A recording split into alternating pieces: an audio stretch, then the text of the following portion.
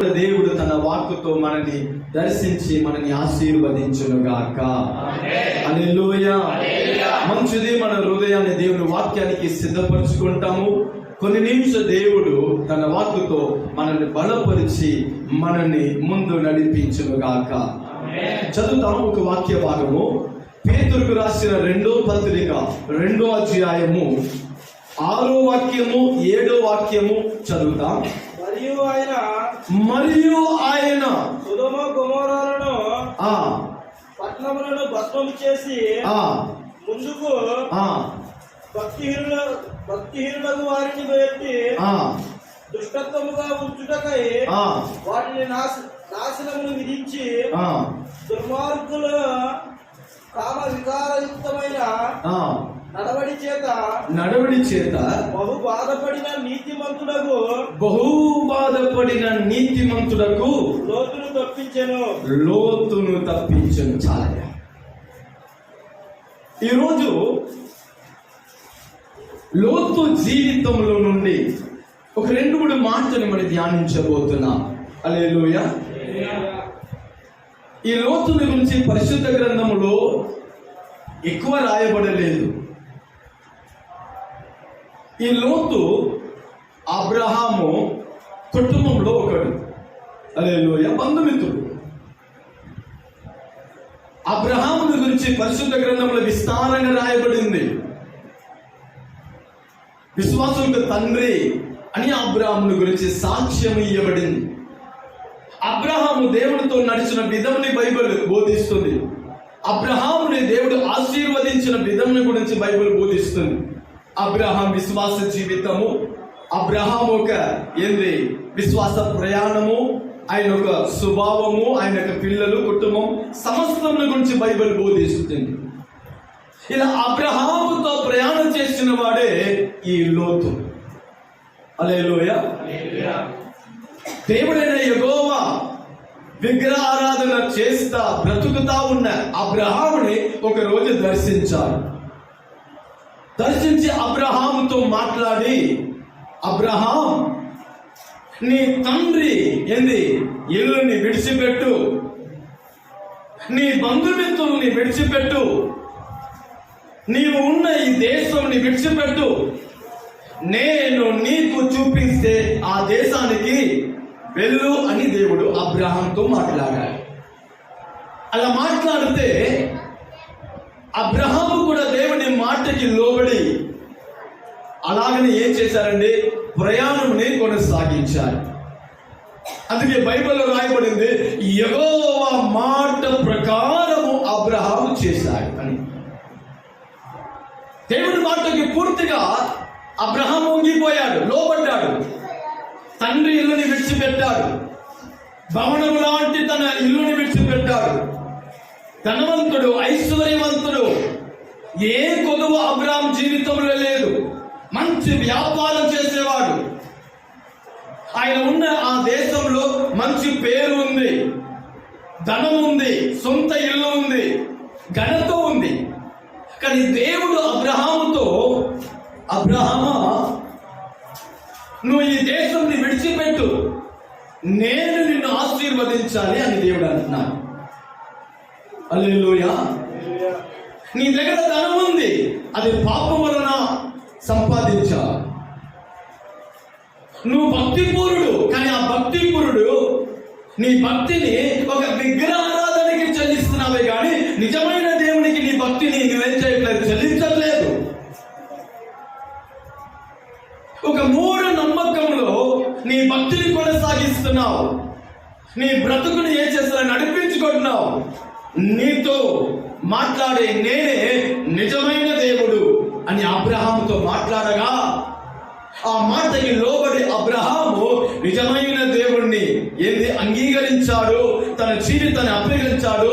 దేవుడితో బ్రతుకుటకు, ఒక ఆత్మీయ జీవితం జీవించుటకు ప్రయాణాన్ని మొదలుపెట్టాడు. ఎక్కడ వెళ్ళాలి అబ్రహాముకు తెలీదు. నేను నా దగ్గర ఉన్న సమస్తముని వదిలిపెట్టి నేను ఇప్పుడు వెళ్తే ఎక్కడ ఉంటానో తెలీదు, ఎవరు నాకు పోషిస్తారో తెలీదు, ఎవరైనా ఉన్నారా అంటే తెలీదు. కానీ నమ్మకం, విశ్వాసం ఏ విశ్వాసము? పిలిచిన దేవుడు నమ్మదగిన దేవుడు, నాతో మాట్లాడిన దేవుడు నమ్మదగిన దేవుడు, నువ్వు నేను చెప్పిన ప్రకారం ఎల్లు, నేను నిన్ను ఆశీర్వదిస్తానని నాతో చెప్పిన దేవుడు నమ్మదగిన దేవుడు అని మాట మీద విశ్వాసం కలిగి అరణ్యంలో ఇది ప్రయాణంని కొనసాగించారు. అలా వెళ్తా ఉన్నప్పుడు ఎన్నో కరువు అనుభవాలు జీవితంలో వస్తుంది. కొదువు, ఒంటరితనము, వేదన, అనేక అనుభవాన్ని అబ్రహాము దాటి వెళ్తున్నాడు. ఇది అబ్రహాము జీవితం. ఇలా అబ్రహాము దేవుని మాటను విని ప్రయాణమును మొదలు పెడుతున్నాడు. చూడండి, ఆ అబ్రహాముతో వచ్చిన వాడు ఎవరంటే లోతు. హల్లెలూయా. కొన్నిసారి మనం ఒక స్థలానికి వెళ్తాం, ఎవరితో ఒక తెలిసిన వ్యక్తిని కలుస్తానికి వెళ్తాం. అలా వెళ్ళేటప్పుడు మనకి తెలిసిన వాళ్ళని మనతో తీసుకుని వెళ్తాం. అప్పుడు మనం ఎవరిని కలుగుటకి వెళ్ళామో వాళ్ళతో మాట్లాడుతూ ఉంటే వాళ్ళు అంటారు, ఈయన ఎవరయ్యా అంటారు. హల్లెలూయా. అప్పుడు మనం ఏమంటాం? తెలిసిన వ్యక్తి, నేనే తీసుకుని వచ్చాను అంటాం. ఇక్కడ అదే జరుగుతుంది. అబ్రహాముని దేవుడు నేను చెప్పిన ప్రకారం చేయి, ఆ దేశానికి వెళ్ళు అంటే అబ్రహాము ప్రయాణం చేస్తున్నాడు. తనతో కూడా ఎవరిని తీసుకొని వచ్చారంటే లోతుని తీసుకొని వచ్చారు. ఇక్కడే లోతుని గురించి బైబిల్లో చూస్తున్నాం. కానీ పాత నిబంధనలో ఎక్కడ కూడా నీతిమంతుడైన లోతు అనే మాట రాయబడలేదు. ఆది కాండము తప్ప మిగిలే ఎక్కడ కూడా లోతుని గురించి రాయబడలేదు. కానీ యేసుతో జీవించిన అపోస్తలులోనే ప్రధాన అపోస్తలుడుగా నియమించబడిన, యేసు కొరకు రక్త సాక్షిగా మరణించిన ఒక అపోస్తలుడైన పేతురు ఈ లోతుని గురించి ఒక మాటని రాస్తున్నాడు. నీతిమంతుడైన లోతు. హల్లెలూయా. కానీ ఈయన నీతి క్రియ చేసినట్టు పాత నిబంధనలో రాయబడలేదు. కానీ నా బైబిల్ బోధిస్తుంది నీతిమంతుడైన లోతు. హల్లెలూయా. దేవుడు ఈ లోతుని గురించి సాక్ష్యం ఇస్తున్నాడు.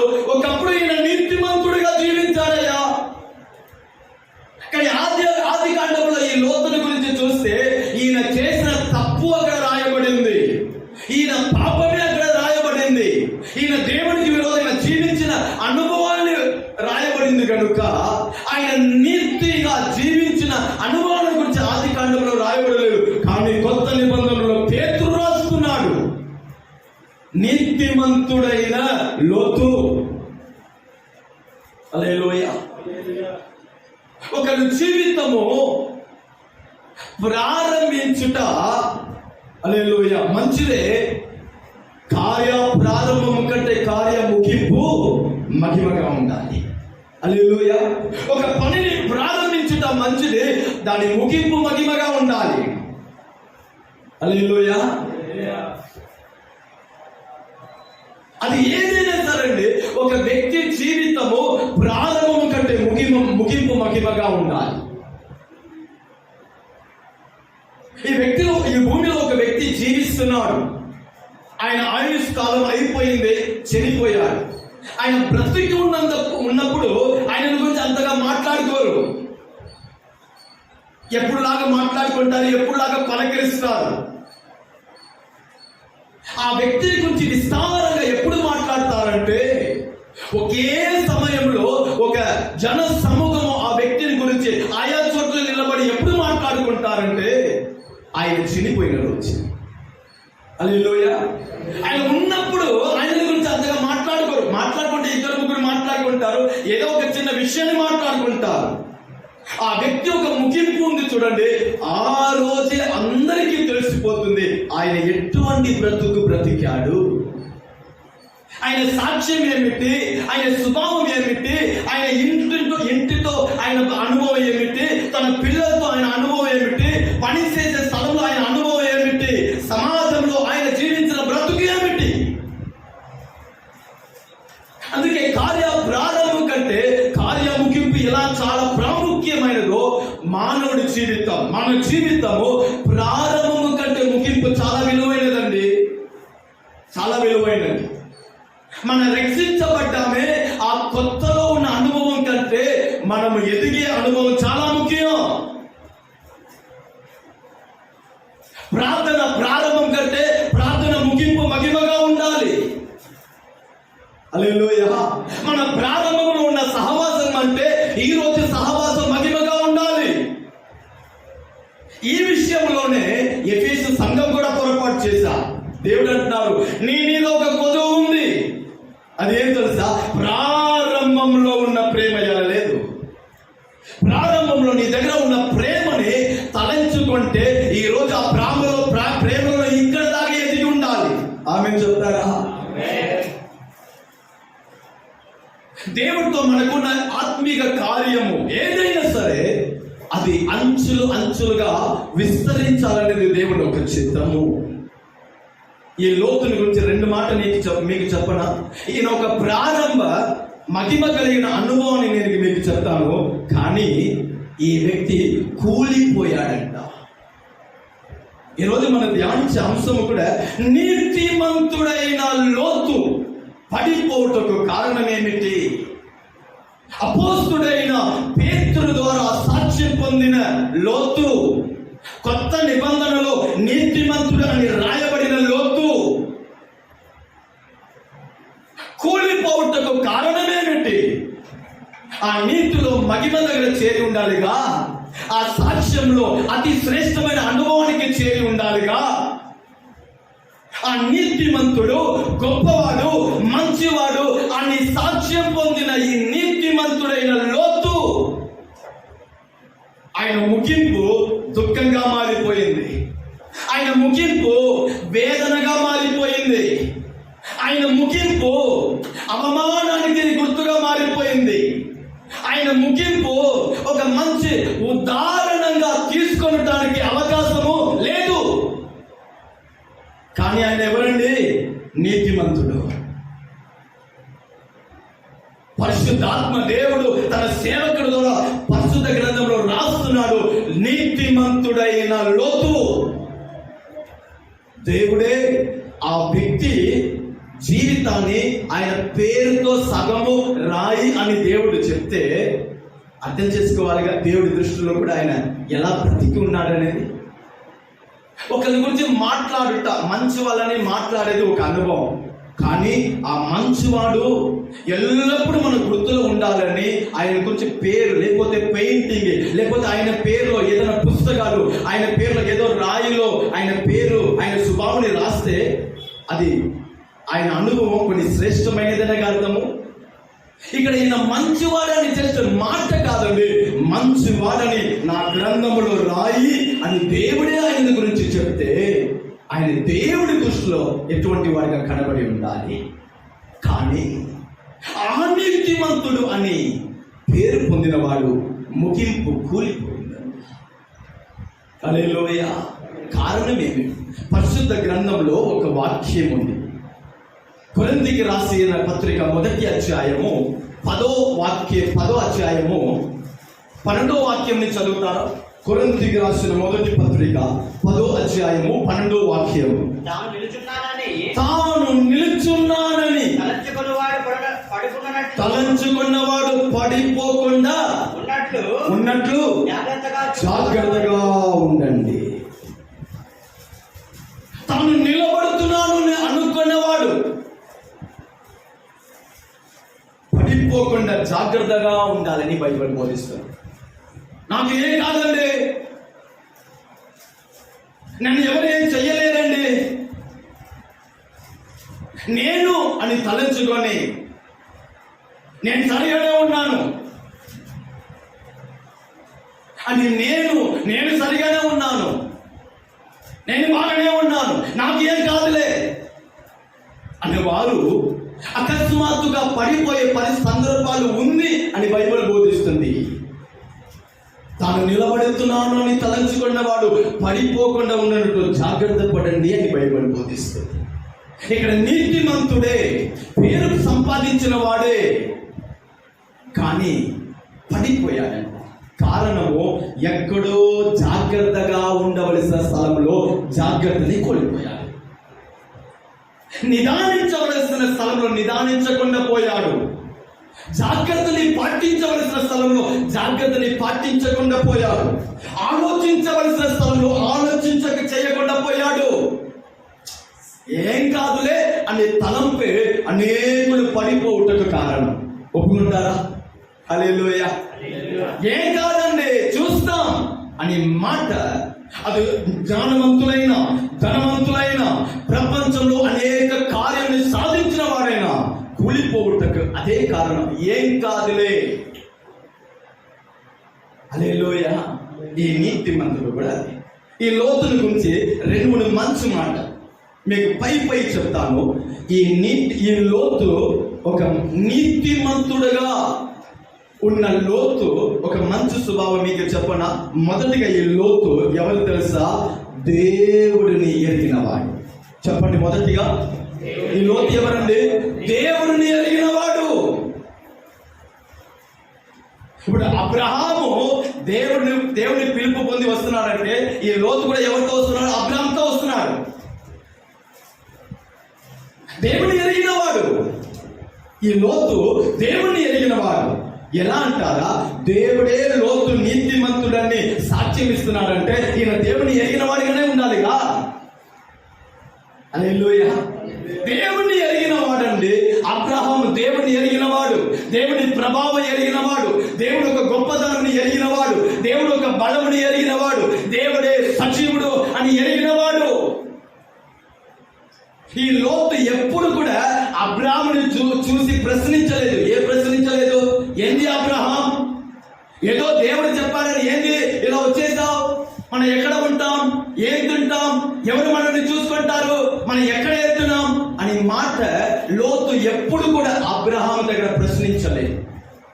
అబ్రహాం ఎలా దేవుణ్ణి విశ్వాసించి కొనసాగుతున్నాడు, ఆ అబ్రహాముతోనే ఈ లోతు కూడా కొనసాగుతున్నాడు. కారణము అబ్రహాము దేవుడు నా దేవుడు అని భావించిన వాడు ఈ లోతు.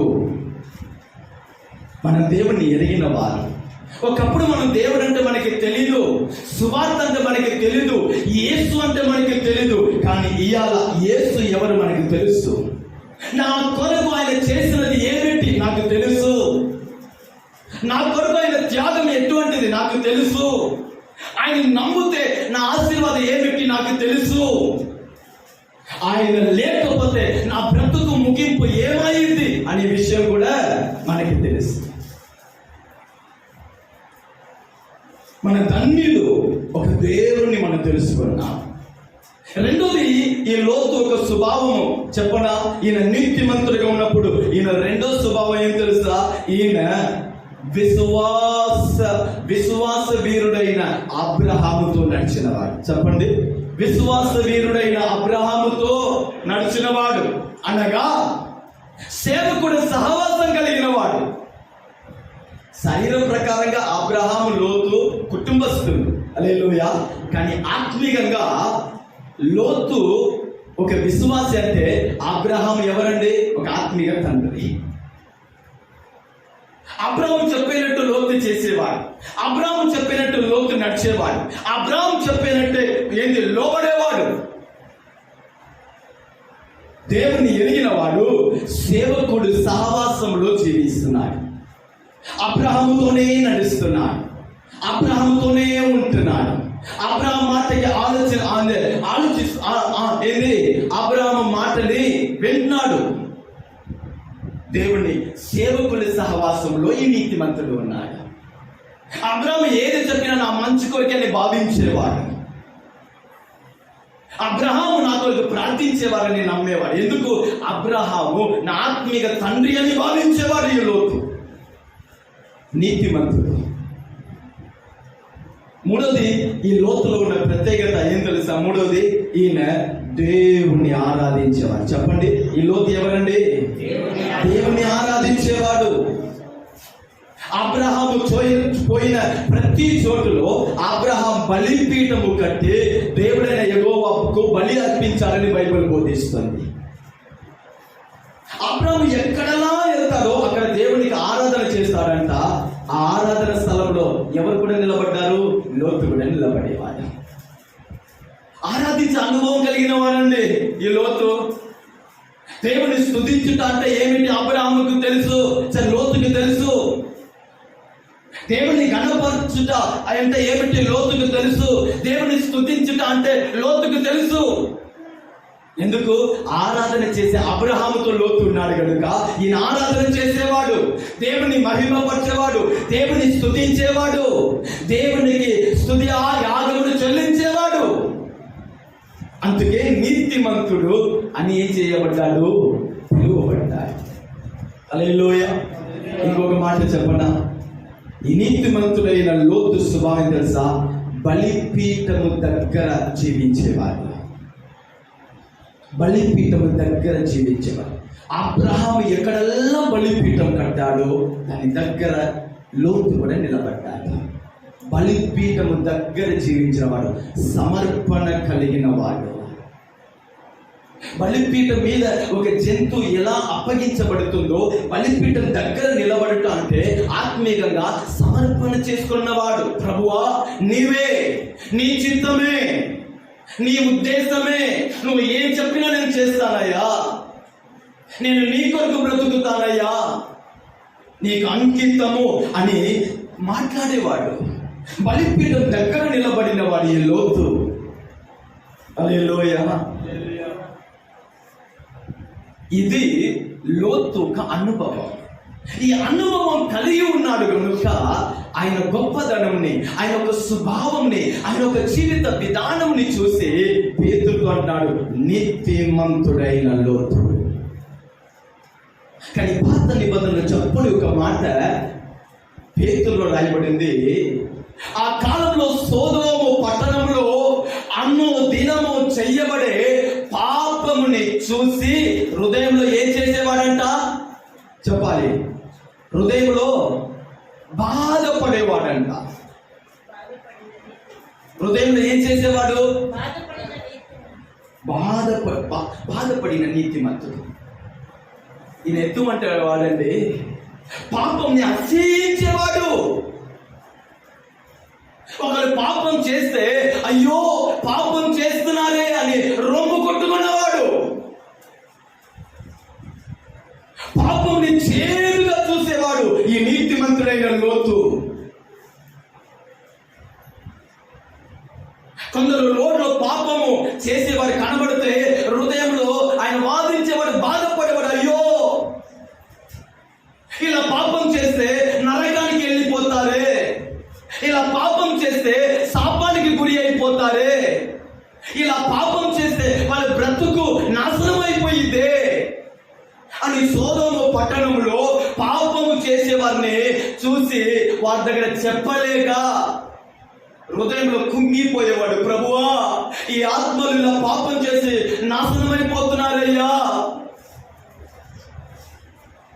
వీరిని రక్షించవా, వీరిని కూడా నాలాగా మార్చవా అని పాపీల గురించి ఏం చేసేవాడండి? దుఃఖపడేవాడు. దాని అర్థం చెప్పనా? ఆత్మ భారం కలిగిన వాడు. ఒకడు పాపం చేస్తున్నాడు, వాడు ఆ పాపంలో నుండి విడిపించబడాలని ఒకరిలో తలంపుంటే అది ఆత్మ భారం కాదా? వాడు పరిశుద్ధిగా ఉండాలని కోరుకుంటున్నాడని అర్థము. పాపంని చూసి సంతోషించేవాడు కాదండి ఈ లోతు. వారేగా పాపం చేస్తున్నారు నాకే అని తలంచుకునేవాడు కాదు లోతు. వాళ్ళు తిప్పలు వాళ్ళే పరని అని ముఖము తిప్పుకొని పోయేవాడు కాదు లోతు. హృదయంలో కుంగిపోయేవాడు. ప్రభువా, ఇలా పాపం చేస్తున్నారే, రోజు రోజుకి ఇలా అక్రమంలో పెరిగిపోతున్నారే, కనికరించవా, వీరి మీద దయ చేయవా అని పాపము చేసేవారు క్షేమము కొరకు, రక్షణ కొరకు, వాళ్ళు మారు మనసు కొరకు హృదయంలో వేదన పడేవాడు ఎవరండి? ఈ లోతు. ఒకరి తప్పుని విమర్శించేవాడు కాదు లోతు. ఒకరి తప్పుని ఇంకొకరి దగ్గర మాట్లాడేవాడు కాదు లోతు. కానీ వాళ్ళు తప్పుల నుంచి బయటకు రావాలని ఆశించేవాడు లోతు. ఒకప్పుడు నాలో కూడా బలహీనత ఉంది, కానీ ఇలా నేను బాగుపడ్డాను, ఆయన కూడా బాగుపడాలని ఇంది వాళ్ళ రక్షణ కొరకు హృదయంలో కోరుకున్నవాడు లోతు. ఇది నీతిమంతుడైన లోతు చెప్పండి జీవితం. అందుకే నీతిమంతుడు అని దేవుడే తన గ్రంథములో ఆయన పేరుని మెన్షన్ చేశారు. తన ప్రారంభము, తన విశ్వాస ప్రారంభము, తన రక్షణ ప్రారంభము, తన ఆత్మీయ జీవిత ప్రారంభము, దేవుని సహవాసంలో వచ్చిన ప్రారంభంలో లోతు ఎంత అనుభవం కలిగిన వాడు. కొన్ని సంవత్సరం తర్వాత ఇంకా ఉన్నతమైన స్థాయికి చేరి ఉండాలిగా. కానీ ఆయన చేరవలసిన ఆ సాక్ష్యము దగ్గర చేరకుండా నా బైబిల్ బోధిస్తుంది, ఆ నీతిమంతుడైన ఆత్మ భారం కలిగిన లోతు, దేవుణ్ణి ఎరిగిన లోతు, దేవుని ఆరాధించిన లోతు, బలిపీఠము అనుభవం పొందిన లోతు, సేవకుడిని అంతగా ప్రేమించిన లోతు, అనేకులకి ఉదాహరణంగా మారవలసిన లోతు,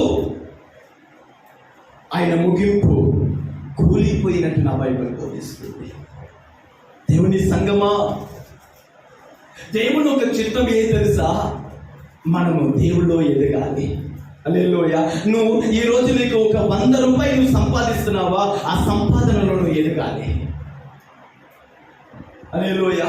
ఈరోజు ఒక చిన్న అనుభవంలో ఉన్నావా, అనుభవంలో నువ్వు ఎదగాలి. హల్లెలూయా. ఈరోజు ఒక చిన్న పని చేస్తున్నావా, దానిలో నువ్వు ఎదగాలి. ఈరోజు ఒక అరగంట సేపు ప్రార్థన చేయగలుగుతున్నావా, గంట ప్రార్థన అనుభవంకి నువ్వు ఎదగాలి. హల్లెలూయా.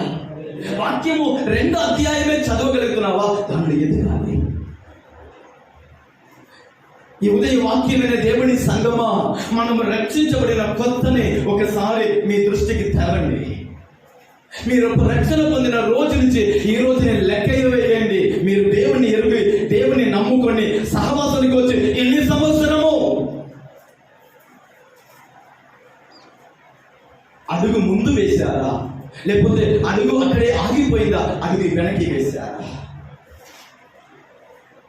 హల్లెలూయా. పరిశుద్ధ గ్రంథములు ఆది కాండము నుంచి చూడండి, ప్రకాశించబడిన వారు కూలిపోయినట్టు మన బైబిల్లో చూస్తున్నాం. హల్లెలూయా.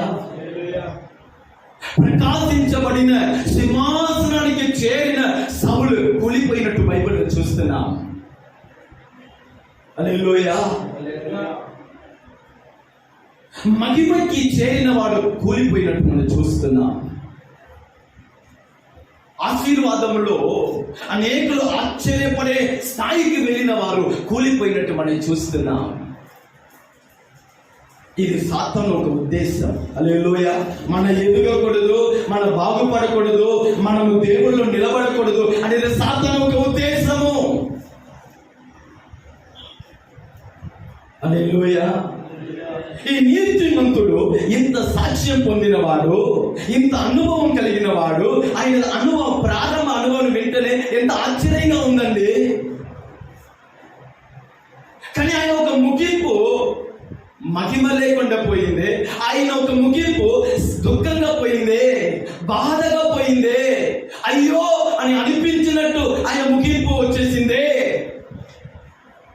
కారణం ఏమిటి అనే విషయాన్ని ఈ ఉదయం మనం ధ్యానిస్తే మనకి చాలా ముఖ్యం. హల్లెలూయా. మనకు అర్థమైపోయింది, మనము కూడా ముగింపు మహిమగా ఉండాలంటే, మన జీవితము ఆశీర్వాదంగా ఉండాలంటే, మన ఆత్మీయ జీవితము సాక్షిగా ఉండాలంటే, మన పరిశుద్ధత కూలిపోకుండా, మన నీతి కూలిపోకుండా, మన విశ్వాసము కూలిపోకుండా, మన రక్షణ కూలిపోకుండా, నా కుటుంబము కూలిపోకుండా, నా పిల్లలు కూలిపోకుండా, నా సంపాదన కూలిపోకుండా, నా అనుభవాలు కూలిపోకుండా, నేను జయములోనే ముందు సాగాలంటే నేను ఏం చెయ్యాలి? ఈ లోతు ఏం చేశాడు? కూలిపోవటకు కారణంగా మారాడు అనే విషయాన్ని అర్థం చేసుకుంటే అది మనం చెయ్యకుండా ఈ ఉదయకాల సమయంలో దేవుడు మనకి కూర్పుని దయచేయును గాక. హల్లెలూయా. నీతిమంతుడైన లోతు కూలిపోవటకు, పడిపోవటకు మొదటి కారణములు చదువుతారా? ఆది కాండము 13వ అధ్యాయము 5వ వాక్యముని చదవండి. ఆది కాండము 13వ అధ్యాయము 5వ వాక్యం. అబ్రహాముతో కూడా వెళ్ళిన లోతును ఒడ్లు గుడారములో ఉండను కనుక వారు కలిసి నివసించుటకు ఆ ప్రదేశము చాలకపోయెను. ఎందుకనగా వారి ఆస్తి. 8వ వాక్యము. కాబట్టి అబ్రాహాము మనము బంధువులము కనుక నాకు నీకును నా పశువుల కాపరులకును నీ పశువుల కాపరులకును కలహం ఉండకూడదు అని ఈ దేశమంతయు నీ ఎదుట ఉన్నది కదా. దయచేసి నన్ను విడిచి వేరుగా ఉండుము. నీవు ఎడమ తట్టుకు వెళ్ళిన ఎడలా నేను కుడి తట్టునకును, నీవు కుడి తట్టునకు వెళ్ళిన ఎడలా నేను ఎడమ తట్టునకును వెళ్ళదని లోతుతో చెప్పగా. అప్పుడు ఆయన సోదోము తట్టు చూశాడు. చదువు చూడండి. ఈ నీతిమంతుడైన లోతు చేసిన మొదటి తప్పు ఆయన కూలిపోవుటకు మొదటి తప్పు ఏం తెలుసా? ఆత్మీయ సహవాసముని విడిచిపెట్టాడు. చెప్తారా? లోతు చేసిన మొదటి తప్పు ఏమిటండి? ఆత్మీయ సహవాసాన్ని విడిచిపెట్టాడు. ఈ ఆది కాండము 13వ అధ్యాయంని చూస్తే అబ్రహాము లోతు వారిద్దరు కూడా ఆశీర్వాదంలో ఏం చేశారండి? బాగా ఎదిగారు. అబ్రాహాముకు కూడా విస్తారంగా గొర్రెలు ఉంది, లోతుకు కూడా ఏముంది? విస్తారంగా గొర్రెలు ఉంది. ఈ గొర్రెల్ని మేపుటకు వాళ్ళు పని మనుషులను కూడా ఏం చేసుకున్నారు? పెట్టుకున్నారు. ఇప్పుడు లోతు గొర్రెలు కాపరి ఉన్నారు, అబ్రహాము గొర్రెలు కాపరి ఉన్నారు. వాళ్ళు ఇప్పుడు గొర్రెల్ని మేపుటకు వెళ్ళారు. వెళ్ళే చోట్ల ఏమొచ్చేసింది? తగాదు వచ్చేసింది. లోతు గొర్రెలు కాపరి, అబ్రహాం గొర్రెలు కాపరి ఒకరు తగాదు పెట్టుకున్నారు. నీళ్ళు కొరకు ఏంది? తగాదు పెట్టి ఉండొచ్చు, ఏదో చిన్న చిన్న కారణాలు ఉండి ఉండొచ్చు. అలా తగాదు పెట్టుకుంటే ఇప్పుడు ఆ సమస్యని లోతు అబ్రహాము దగ్గర తీసుకొని వస్తున్నారు. అప్పుడు అబ్రహాం అంటున్నాడు, లోతు నీవు నేను ఎవరు? మనము సహోదరులు. వాళ్ళు మన దగ్గర పని చేసేవారు. వారు ఏదో గొడవ పెట్టుకుంటారు, తగాదు పెట్టుకుంటారు. మనము వాళ్ళని సరిచేయాలి. అంతేగాని ఆ గొడవని మనం తీసుకొని మనలో ఉన్న బంధముని ఏం చేసుకోకూడదు అని అంటున్నారు. తగాదు వచ్చిందండి, మిస్అండర్స్టాండింగ్ వచ్చింది, పొరపాటు వచ్చింది. ఒకడు అర్థం చేసుకుంటాడు, మరొకడు అర్థం చేసుకోడు. ఒకడు పర్వాలేదు అంటాడు, ఇంకొకడు వదిలిపెట్టాడు, విమర్శన చేస్తాడు. అబ్రహాము అంటున్నాడు, ఇది ఒక చిన్న సమస్య, ఏముంది? సరే ఈరోజు వీళ్ళు కలిసిపోయారు కనుక ఈ తగాదు వచ్చింది. రేపు కలిసిపోకుండా ఒకరిని ఇటు ఇంకో ఆ గుంపుని అటు పంపిస్తాం, అయిపోయింది. తగాదు వద్దు అంటున్నాడు అబ్రహాము. ఎందుకు? మనము సహోదరులు. ఆత్మీయంగా అబ్రహాము ఎవరు? ఆత్మీయ తండ్రి. లోతుని నడిపించిన వాడు, నీతిమంతుడు అని సాక్ష్యం పొందుటకు అబ్రహాము కూడా ఒక కారణం. ఎందుకు? ఆత్మీయ తండ్రి నేర్పించాడు, నడిపించాడు, ఆలోచన ఇచ్చాడు, బోధించాడు. మన సహోదరులయ్యా అంటే లోతుకి మనసు ఒప్పుకుంటే కాదు. ఇంక మీద మనం కలిసి ఉంటే మంచిది కాదు. మీతో చాలా రోజులు నేను ఉన్నాను, మంచిది. ఇంక నేను ఒంటరిగా నేను వెళ్తాను. అబ్రహాముని విడిచిపోవుటకు లోతు ఒప్పుకున్నాడు. హల్లెలూయా. దానికి ముందు వరకు చూడండి, లోతు జీవితం మరి ఏ చిన్న ఫాల్ట్ కూడా చూడలేదు. ఇక్కడే ఆత్మీయ జీవితంలో నుండి ఒక అడుగు వెనక వేస్తున్నాడు కనుక ఆయన పడిపోవుటకు మొదటి మెట్టుని చెప్పండి ఎక్కాడు అని అర్థం. అబ్రహాముని విడిచి సోదోముకు వెళ్ళటకు మొదలు పెట్టాడు. హల్లెలూయా. సోదోముకు వెళ్ళటకు మొదలు పెట్టాడు. ఈ ఉదయకాల సమయంలో ఒక సత్యముని మన జీవితంలో నేర్చుకోవాలి. ఆత్మీయ అనుభవము, ఆత్మీయ సంఘము లేకపోతే సహవాసం అనేది అక్కడ ఏదో ఒక శరీర సంబంధమైన ఒక ఆశీర్వాదము లేకపోతే ఒక కార్యము పొందే అనుభవం వరకు కాదు. అది నా ఆత్మీయ జీవితాన్ని దేవుడిలో బలపడుటకు ఒక ముఖ్యమైన ఒక అనుభవం. హల్లెలూయా. మందిరము నా దేవుణ్ణి దర్శించే స్థలము, సహవాసము నా దేవుడు దగ్గర నేను చేరే ఒక స్థలము, నా కార్యం గురించి దేవుడు మాట్లాడే స్థలము ఆత్మీయ జీవితం. ఇక్కడ లోతు చేసిన మొదటి తప్పు ఏం తెలుసా? సహవాసాన్ని విడిచిపెట్టాలి. సహవాసాన్ని విడిచిపెట్టాలి. ఆత్మీయ బంధంని విడిచిపెట్టాడు. బంధంని విడిచిపెట్టాడు. ఎప్పుడు ఆ లోతు అబ్రహాము సహవాసాన్ని విడిచిపెట్టిపోయాడో దాని తర్వాత సమస్యలు ఆయన జీవితంలో మొదలైంది. ఒక సాక్ష్యం చెప్తాను వినండి.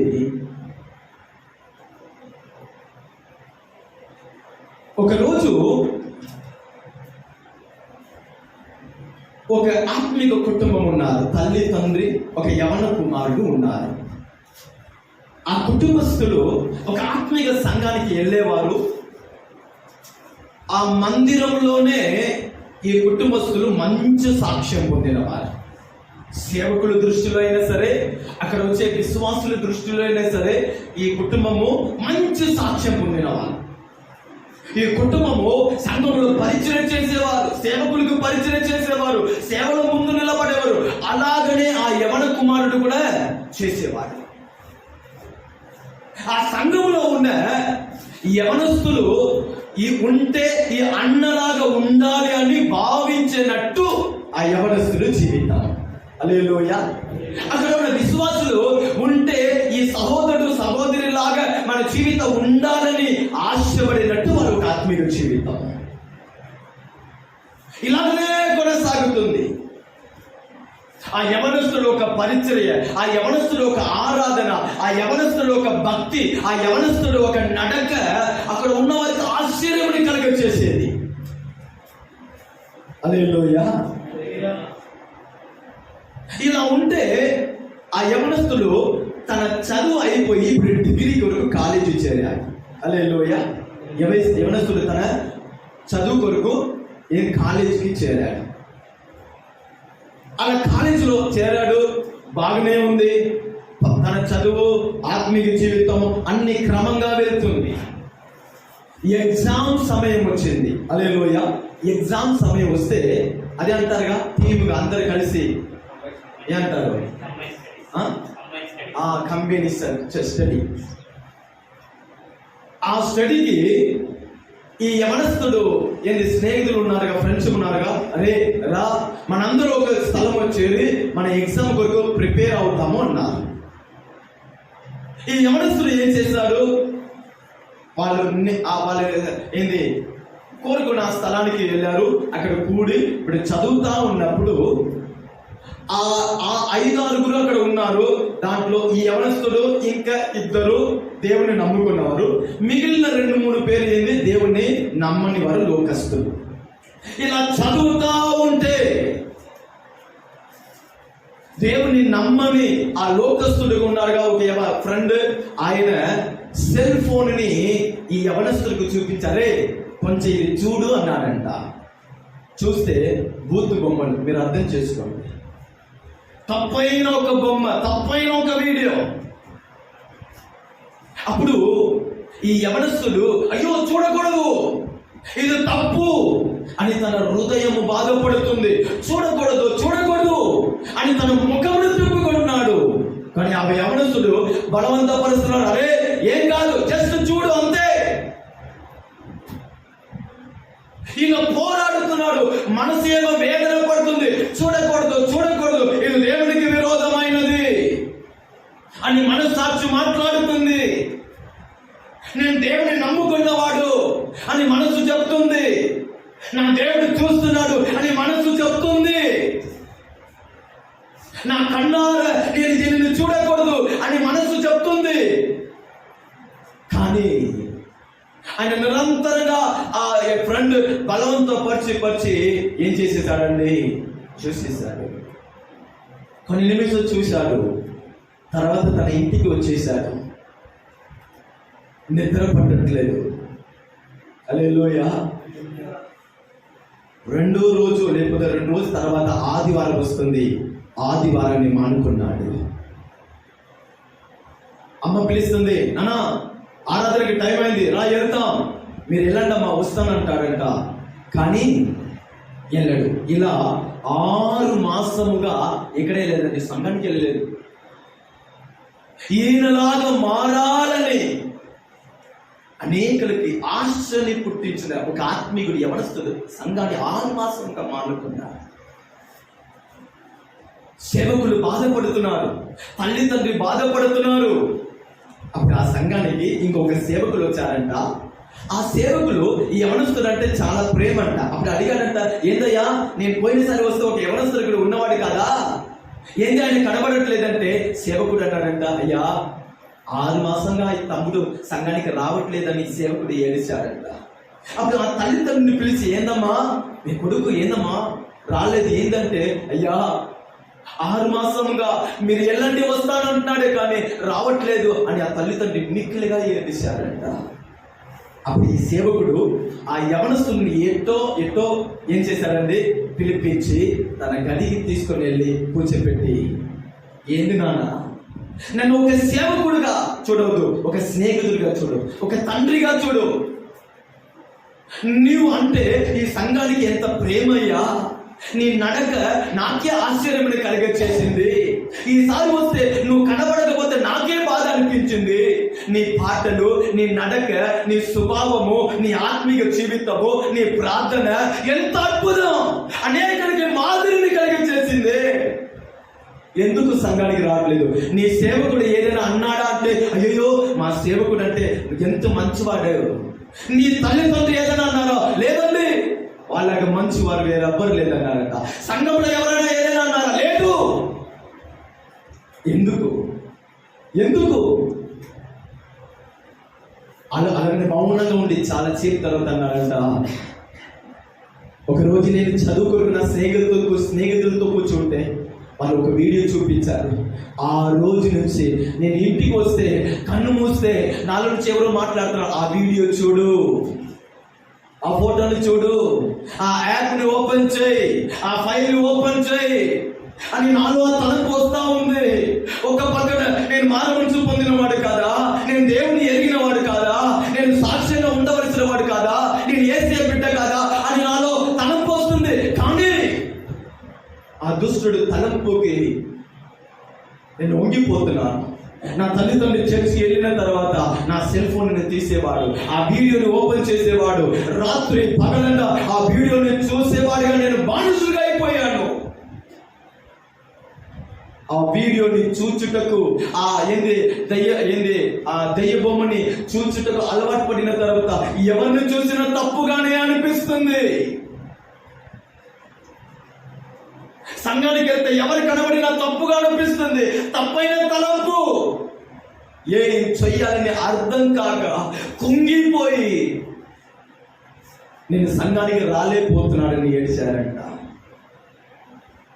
ఒక చిన్న చూపండి భక్తిని నాశనం చేసేసింది, సమర్పణని నాశనం చేసేసింది. సేవకుడు కాళ్ళు పెట్టుకుని ఏడిచారంట. ఎవరు చూసినా తప్పుగానే అనిపిస్తుంది, తప్పైన తలంపు వస్తుంది. ఆత్మీయ జీవితాన్ని నేను పోగొట్టుకున్నానే, నా భక్తిని పోగొట్టుకున్నానే, నా పరిశుద్ధతని పోగొట్టుకున్నానే, నా సమర్పణని పోగొట్టుకున్నానని ఇంకొక పక్కన వేదన, చెప్పలేని బాధ అన్నాడంట. ఒక మాట చెప్పనండి, ఆత్మీయ జీవితాన్ని నీకు దేవునికి మధ్యలో నా సహవాసాన్ని పాడు చేయుటకు 100 కారణాలు అవసరం లేదు, ఏదో ఒకటి చాలు. హల్లెలూయా. చాలా జాగ్రత్త అండి. ఒక చిన్న వీడియో క్లిప్ చాలా జాగ్రత్త, ప్రతి యాప్ జాగ్రత్త, ప్రతి వీడియో జాగ్రత్త, ప్రతి గేమ్ జాగ్రత్త. ఇది టైం పాస్ గేమేగా కాదు. నీ వాక్య సమయాన్ని దొంగిలిస్తుంది, నీ ప్రార్థన సమయాన్ని దొంగిలించింది, సంఘ సమయాన్ని దొంగిలించింది. సహవాసానికి పరిగెత్తేవాడు, సంఘానికి పరిగెత్తేవాడు, దేవుని తలంచుకునేవాడు ఏం కాదులే, ఒక 10 నిమిషాలు లేటుగా వెళ్తాంలే, ఉదయం వస్తే సాయంత్రం ప్రేర్ చేస్తానులే, సాయంత్రం వస్తే నిద్రపోయి మునుపు నేను ప్రేర్ చేస్తానులే అని మీ తలంపుని కొంచెం కొంచెంగా ఏం చేసేది, పాడు చేస్తా దేవునికి దూరం చేసేసిందండి. ఈ లోతు పడిపోవటకు మొదటి కారణం సహవాసాన్ని విడిచిపెట్టాడు, దేవుణ్ణి విడిచిపెట్టాడు, దేవుని ప్రేమని విడిచిపెట్టాడు, ఆత్మీయుడిని విడిచిపెట్టాడు. పౌలు ఒక మాట అంటున్నాడు, నేను కాదు నాలో క్రీస్తు. నేను ఇప్పుడు బ్రతికి ఉన్నానంటే నేను కాదు, క్రీస్తు అన్నారు. నీతిమంతుడైన లోతు పడిపోవటం కారణం ఏమిటండి? సహవాసాన్ని విడిచిపెట్టట. ఈ రోజు మన పొందిన రక్షణ, ఈ ఆశీర్వాదము, ఈ సమాధానము, ఈ ఆశీర్వాదములో ఇయ్యాల కంటే రాబోయే దినములో అతి శ్రేష్టమైన స్థానానికి మనం ఎదగాలంటే మనము పాటించవలసినది ఏమిటండి? సహవాసములో నిలబడుట. హల్లెలూయా. సహవాసములో బలపడే కృపని దేవుడు దయచేయును గాక. సహవాసములో మగిమగించేది అనుభవాన్ని దేవుడు దయచేయును గాక. నా సహవాసాన్ని పాడు చేసే ఆయుధంని దేవుడు కూలిపోయినట్టు చేయును గాక. ఈరోజు నాకు నా దేవునికి సహవాసము పాడు చేయుటకు సాతానుకు కుయుక్తిని దేవుడే దూరం చేయును గాక. సహవాసాన్ని గురించిన ప్రేమ, సహవాసాన్ని గురించిన ఆ అనుభవ ఆశని దేవుడు మనలో పుట్టించును గాక.